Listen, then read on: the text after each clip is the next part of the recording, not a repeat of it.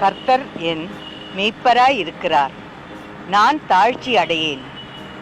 அவர் என்னை புல்லுள்ள இடங்களில் மேய்த்து அமர்ந்த தண்ணீர்கள் அண்டையில் என்னை கொண்டு போய் விடுகிறார்.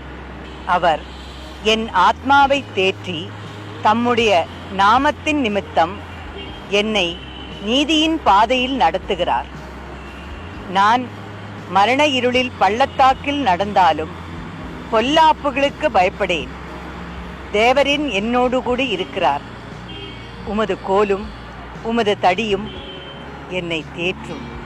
என் சத்துருக்களுக்கு முன்பாக நீர் எனக்கு ஒரு பந்தியை ஆயத்தப்படுத்தி என் தலையை எண்ணெயால் அபிஷேகம் பண்ணுகிறீர்.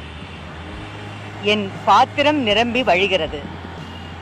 என் ஜீவனுள்ள நாளெல்லாம் நன்மையும் கிருபையும் என்னை தொடரும். நான் கர்த்தருடைய வீட்டிலே நீடித்த நாட்களாய் நிலைத்திருப்பேன்.